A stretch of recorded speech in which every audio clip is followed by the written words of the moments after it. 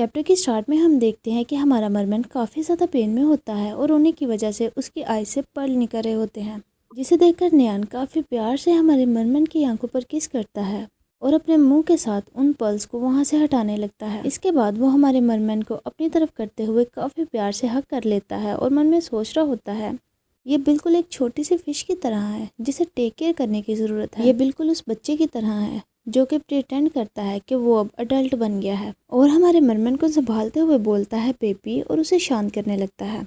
इसके बाद हम 3 मिनट बाद का सीन देखते हैं जहां हमारा मरमन अपनी टेल में छुपा होता है, जिसे ऐसा करते देखकर नियान बोलता है ठीक है मैंने मेडिसिन लगा दी है, अब तुम्हें बाहर आ जाना चाहिए। हम देखते हैं कि हमारे मरमन की ऐसी हरकतों को देखकर डॉक्टर भी काफ़ी ज़्यादा हैरान हो रही होती है।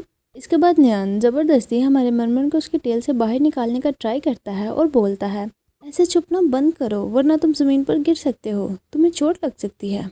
इसके बाद वो हमारे मरमन को टेल से बाहर निकालकर बेड पर लिटा देता है। इतने में हम देखते हैं कि नियान का बॉस हाथ में बुक के लिए उस रूम में एंटर करता है। जब नियान की नज़र उस पर पड़ती है तो उसके पसीने छूट जाते हैं और वो घबराते हुए बोलता है बॉस आप यहाँ। उसे इस तरह घबराते देखकर हमारा मरमन भी काफ़ी ज़्यादा कन्फ्यूज़ हो रहा होता है। इसके बाद बॉस आगे बढ़ते हुए उस बुके को बेड के साइड टेबल पर रख देते हैं, जिन्हें ऐसा करते देखकर नियान काफ़ी ज़्यादा केयरफुल तरीके से बिल्कुल सीधा खड़ा होता है और बोलता है बॉस मैं गलत था। इसके बाद बॉस पास मौजूद एक चेयर पर जाकर बैठ जाता है और बोलता है जाओ नियान, क्या तुम अभी भी नहीं जानते? तुमने ना सिर्फ रूल को तोड़ा है बल्कि तुमने मेरे ऑर्डर को भी नहीं माना। क्या तुम ऐसा करके एक टेररिस्ट की तरह मरना चाहते हो? जिसकी ये बात सुनकर नियान तो काफ़ी ज़्यादा घबरा रहा होता है, मगर हम हमारे मरमन को देखते हैं जिसे काफ़ी ज़्यादा गुस्सा आ रहा होता है और वो अपनी एबिलिटी को ऑन करते हुए अपने फेरोमोन को रिलीज करने लगता है, जिस पर बॉस भी मरमन की तरफ देखता है।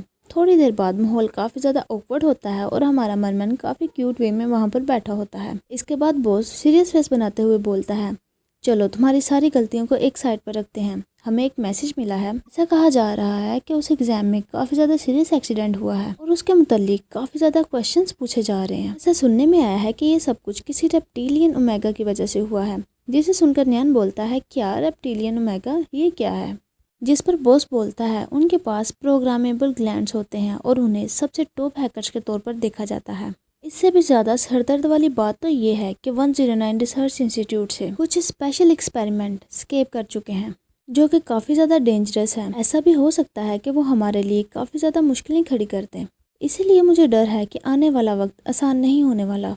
बॉस की ये बात सुनकर नियान कुछ सोचते हुए बोलता है हमने 109 रिसर्च इंस्टीट्यूट से पहले कभी भी डील नहीं की। मुझे डर है कि ये एक्सपेरिमेंटल सब्जेक्ट मुख्तलिफ किस्म के AIO पर अटैक ना करें। जिसे सुनकर बॉस को काफ़ी ज़्यादा गुस्सा आता है और वो गुस्से से बोलता है सो मैं बेस से कॉन्टेक्ट करता हूँ और उन्हें बोलता हूँ कि हमें इस सारे मैस को क्लीन अप करने के लिए एक्सपेरिमेंटल सब्जेक्ट को ढूंढने के लिए स्पेशल फोर्स सेंड करें और इस पूरे टाइम में तुम और तुम्हारी फिश बिल्कुल भी बाहर नहीं निकलोगे और ना ही हमारे लिए मज़ीद प्रॉब्लम खड़ी करोगे।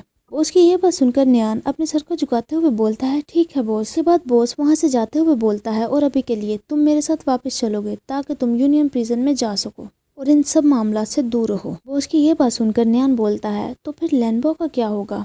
जिस पर बॉस बोलता है तुम्हें उसकी फिक्र करने की कोई ज़रूरत नहीं। नियान बॉस की बात को मान जाता है। इसके बाद वो हमारे मरमन के करीब जाता है। हम देखते हैं कि हमारा मरमन सो रहा था। नियान काफ़ी प्यार से हमारे मरमन को ब्लैंकेट से कवर करता है। इसके बाद उसके फोरहेड पर किस करता है और वहां से चले जाता है। इसके बाद हम प्रिजन का सीन देखते हैं जहां नियान काफ़ी बुरी हालत में बैठा होता है, काफ़ी ज़्यादा इमोशनल हो रहा होता है। वो अकेले रह रहकर काफ़ी ज़्यादा फ्रस्ट्रेट हो गया था। इसके बाद वो अपोलॉजी लेटर लिखना स्टार्ट करता है। हम देखते हैं कि उसने अपोलॉजी के तौर पर काफ़ी बड़ा लेटर्स का बंडल लिख लिया था और वो उस बंडल को सबमिट करवाने के लिए ले जा रहा होता है। तब उसे किसी पर्सन की आवाज़ आती है जो बोलता है ब्रदर चू प्रिजन से बाहर निकल आए हैं, क्या नेक्स्ट टाइम तुम दोबारा से क्राइम करने का ट्राई करोगे?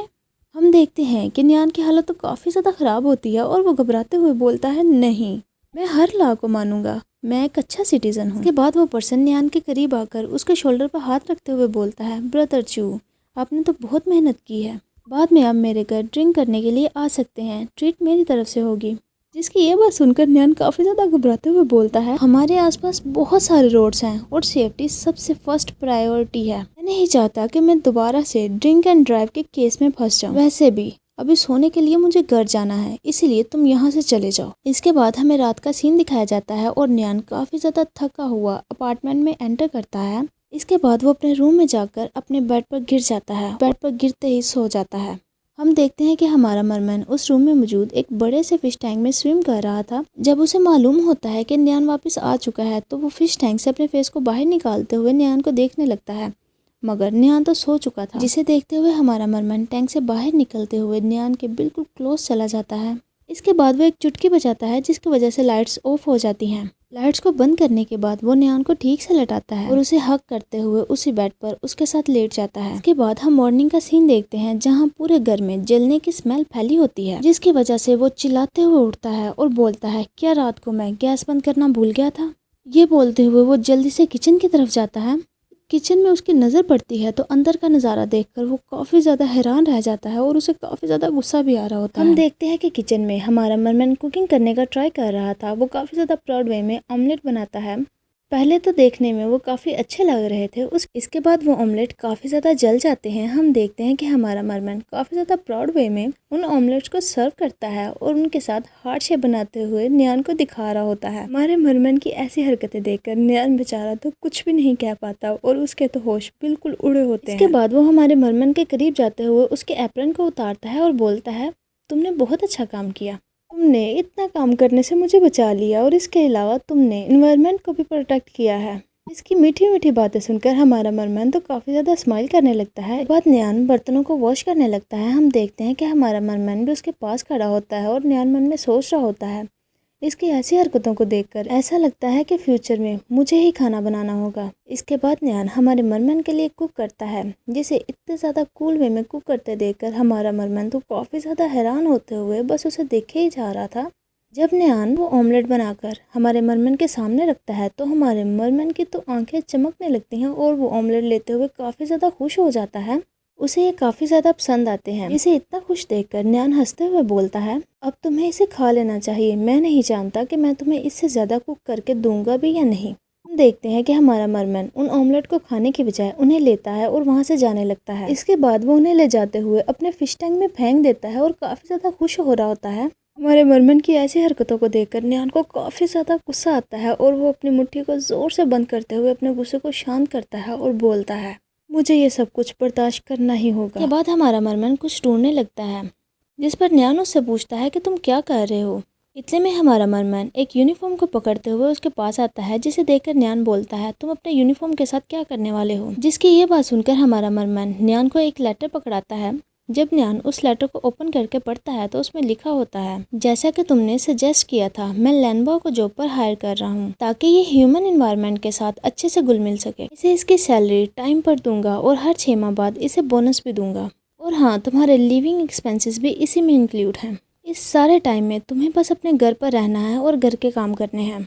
और ये याद रखना कि तुम्हें बिल्कुल यूजलेस नहीं बनना। ये सब पढ़ने के बाद न्यान एक नज़र हमारे मरमैन की तरफ देखता है। हम देखते हैं कि हमारा मरमैन काफ़ी ज़्यादा अच्छे तरीके से ड्रेसअप हुआ होता है। न्यान हमारे मरमैन की नेक की तरफ देखते हुए बोलता है, ये नेक तो बहुत ज़्यादा लूज है, इसमें मैं तुम्हारी चेस्ट को क्लियरली देख पा रहा हूँ। अगर मैं थोड़ा सा नीचे देखूँ तो मुझे तुम्हारे एब्स भी नज़र आ जाएंगे। इसके बाद वो उसकी जैकेट के बटन को बंद करते हुए बोलता है, मैं नहीं जानता कि तुम कौन सा काम करने वाले हो।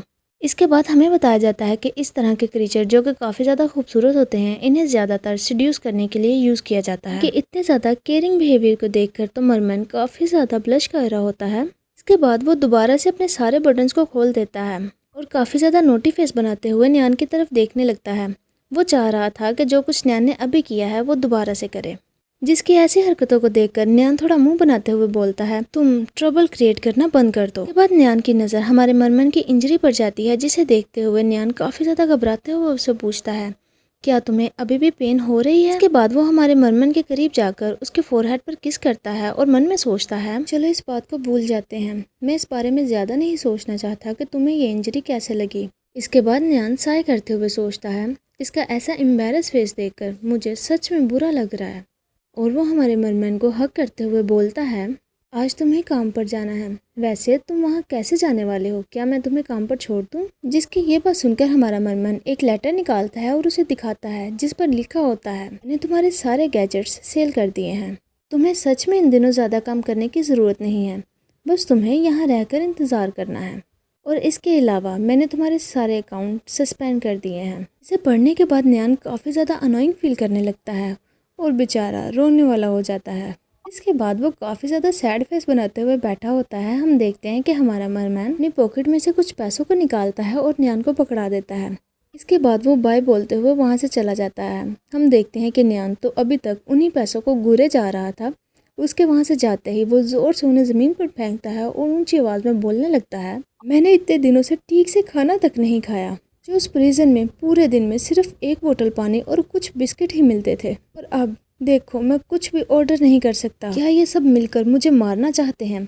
वो ये बोल ही रहा था कि अचानक से उसके माइंड में सुबह बनाए हुए ऑमलेट का ख्याल आता है और वो सोचता है कि हाँ, मैं उन ऑमलेट्स को खा सकता हूँ। इसके बाद हम न्यान को उसी टैंक के पास बैठा देखते हैं, जो कि काफ़ी ज़्यादा दुखी फेस बनाते हुए बैठा होता है और उन ऑमलेट को देख रहा होता है और बोलता है, शिट, तुम भी मुझसे दूर चले गए, अब मैं क्या खाऊंगा। सच में यार, इस वक्त न्यान की हालत को देखकर तो मुझे पर्सनली बहुत बुरा लग रहा है। इसके बाद हमें यूनियन काउंसिल की बिल्डिंग के बाहर का सीन दिखाया जाता है। इस वक्त दोपहर के 12 बज रहे थे। हम देखते हैं कि कोई शख्स वहाँ पर छुपकर खड़ा होता है, जिसने ब्लैक हुडी पहनी होती है और खुद को पूरा कवर किया होता है। वो शख्स कोई और नहीं बल्कि न्यान होता है और वो सोच रहा होता है कि मैं खुद चेक करना चाहता था कि इस वक्त लैनबॉग क्या काम कर रहा है, और वो छुपकर दूसरे एम्प्लॉयज़ की बातें सुन रहा होता है। जहां वो बातें कर रहे थे, हमारे डिपार्टमेंट में एक हाफ ब्रीड अल्फा ब्रदर आए हैं। उनके हेयर्स ब्लॉन्ड हैं और उनकी आइज़ ब्लू हैं। उनकी आंखें बहुत ज़्यादा चमकदार हैं और वो काफ़ी ज़्यादा हैंडसम भी हैं। जिसकी ये बात सुनकर दूसरा शख्स बोलता है, क्या ऐसी बात है? क्या वो सच में बहुत हैंडसम है? हम देखते हैं कि न्यान भी उनकी बातें सुन रहा होता है और वो काफ़ी गुस्से से उनकी तरफ देख रहा होता है। इसके साथ ही ये चैप्टर यहीं पर एंड होता है। अगर आपको मेरी ये वीडियो पसंद आई हो तो प्लीज़ मेरे चैनल को सब्सक्राइब करें और इस वीडियो को लाइक करें। Thanks for watching. मिलते हैं आपसे नेक्स्ट वीडियो में। तब तक के लिए बाय बाय।